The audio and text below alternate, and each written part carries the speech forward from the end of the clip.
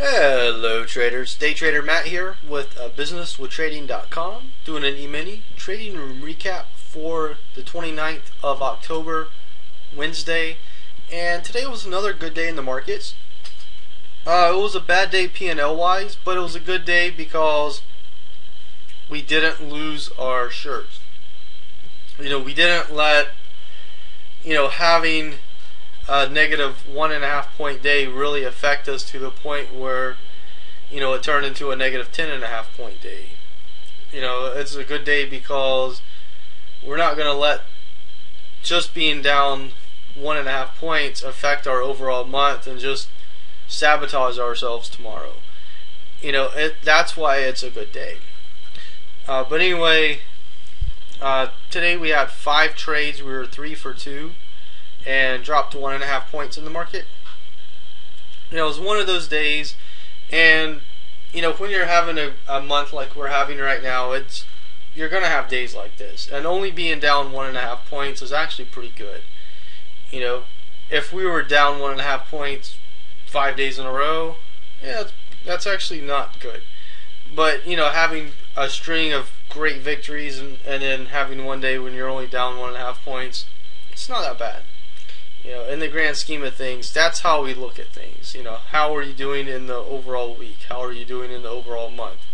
Because you're going to have days when you are not successful. You're going to have unsuccessful days. You're going to have days where you do give a little bit of money back, which does make the trading business different from a few other businesses. But at the same hand, it's very fun. For me, I definitely have a passion for it, and you really do have to have a passion for it when you go into trading. Most people that are into trading do have a passion for it. They want to be in it for the right reasons, and for the most part, everyone I work with are like that as well. Which makes it a lot of fun, because we're all interested in the same thing. Trading, having fun, and just being an all around consistent trader. That's basically what it's all about. But let's get into what we did on the day. Our first trade was a long over here, and we did get out up here. So in hindsight, we got out a little early. And as the market did come back down, we decided to get long, which, blah blah blah, which obviously turned into a stop out, and we decided to get long again. Market came up, came back down, and we got stopped out of that one as well. So we take a little bit of time, watch things, see what's happening in the market. And over here on this candle, it's hard to see, the low is here and the high is here. So we get long on this candle, and we're able to make some profit over here. And then the market does come down again, and we get long again over here, which we're able to make some money on that. And in the day, down 1.5 points. So not too bad. We did take 5 trades, which is a little bit over the average of what I like to do. I like to stay around 2 to 3 trades. But being a really good month, you usually make a little bit more trades. Don't make them haphazardly. And this last trade we made some nice profit on, which actually did bring us back up. We were down a little bit more than this, and that's what I try to do. When I take a loss, especially 2 in a row, I do get pretty conservative. And I try not to make a trade unless there is like really good chance of it working in my favor. There's a such thing when you're looking at trades. It's the same thing as if you relate it to poker. If you've watched the World Series of Poker, that's pretty much like the best of the best playing together. Poker is not gambling like people tell you. Oh, I don't gamble, or I do gamble. It's just like anything. If you go to play ice hockey and you've never played ice hockey before in your life, that's considered kind of a gamble, because maybe you get on there on roller skates. You get out there on ice skates and someone knocks you out and breaks your ankle or something. Because you can't skate, so maybe your ankle breaks or something. That's a gamble.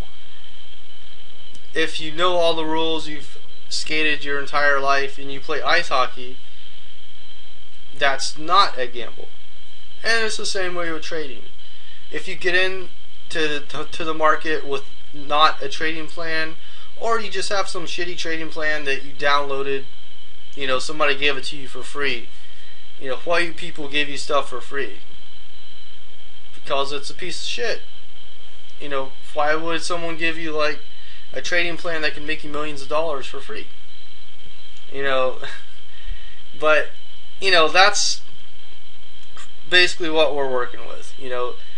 If you know trading, you know the market you're going into, you know yourself, you have a plan, a really good plan that you spent some time on, or you spent some time working with somebody that knows what they're doing, and they helped you develop a plan and a mindset and everything, then you're better prepared. And then it's not gambling. To go back to the poker, the World Series of Poker, you have the best players out there, and they all know poker. They know that some hands have a better probability of winning than other hands. They know that some hands have a very, very high probability of failure. And they also know themselves, and they know how to read their opponent, at least some of their opponents. So they know how to take advantage of things.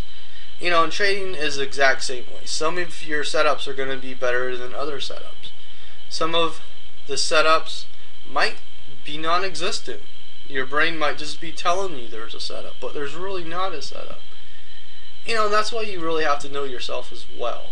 And it makes trading very interesting, very fun. And myself as a trading coach, it makes it the most fun job ever. I don't really consider myself working. I get to work with great people and help them improve their skills, and I get to improve my skills as well. And I also get to learn stuff. I